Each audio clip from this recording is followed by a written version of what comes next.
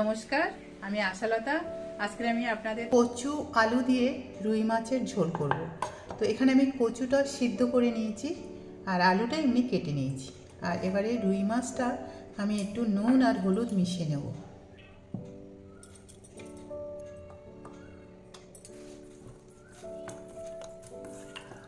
এটা মেশানো হয়ে গেছে, এবারে চলুন এটা আমরা ভেজে নেব।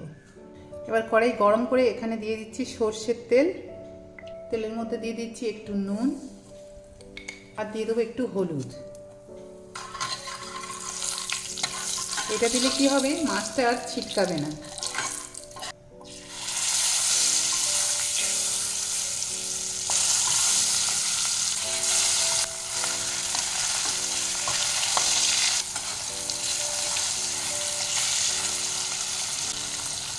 এবার এটা উল্টে পাল্টে ভেজে নিতে হবে ভালো করে।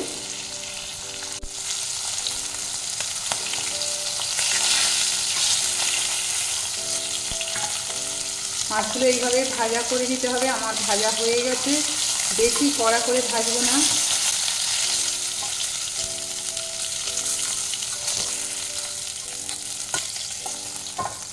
এবার আমি এই তেলের মধ্যে আলুগুলো একটু ভেজে নেব।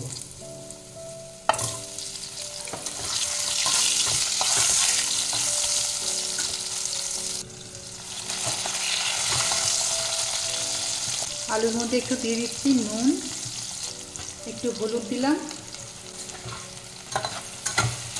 গ্যাসটা আমি এখন একদম কমিয়ে রেখেছি যাতে আলুটা খুব ভালো মতন নরম হয়ে ভাজা হয়। এই সময় আমি কচুটাও দিয়ে দেবো, একটু ভেজে নেব কচুটা।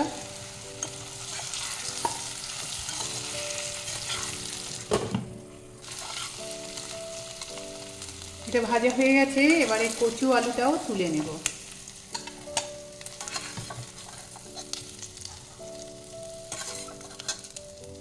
তেলের মধ্যে দিয়ে দেবো কালো জিরা আর দিয়ে দেবো পেঁয়াজ। এখানে আমি দুটো মিডিয়াম সাইজের পেঁয়াজ কেটে নিয়েছি, এটা দিয়ে দেবো।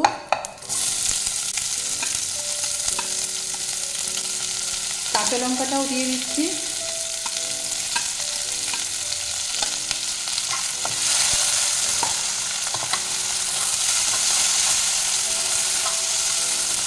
পেঁয়াজটা ভালো করে ভেজে নেব নরম করে।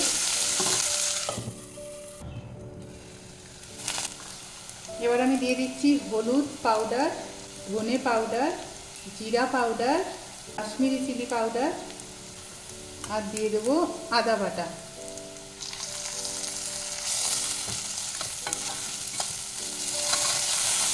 এটা ভালো করে কষে নিতে হবে। গ্যাসটা এখন একটু কমিয়ে রেখেছি আমি।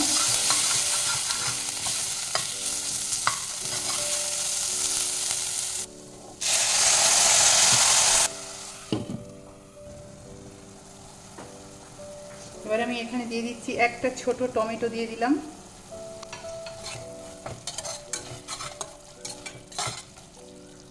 নুন দিয়ে দেবো।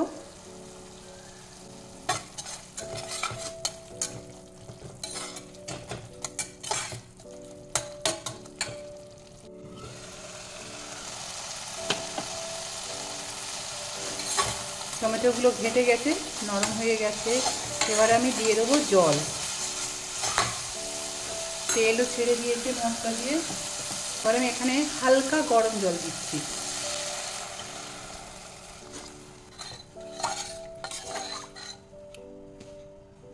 দিয়ে দেবো ভেজে রাখা আলু আর কচু।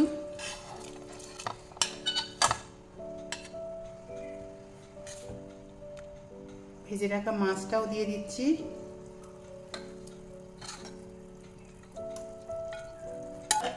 5 থেকে 7 মিনিট ফুটিয়ে নিলে হয়ে যাবে।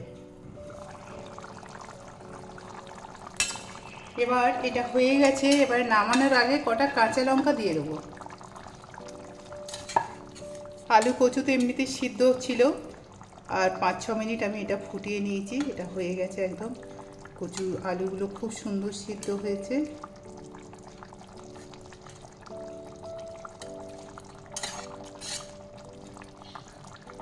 এটা নামিয়ে নেব। তো এই রেসিপিটা আপনারা গরম গরম ভাতের সাথে পরিবেশন করবেন। আশা করছি আপনাদের ভালো লাগবে এই রেসিপিটা।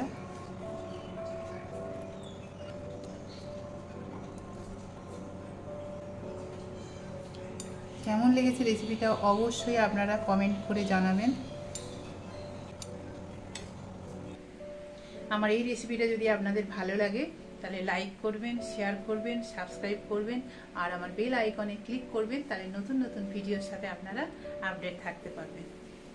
নমস্কার।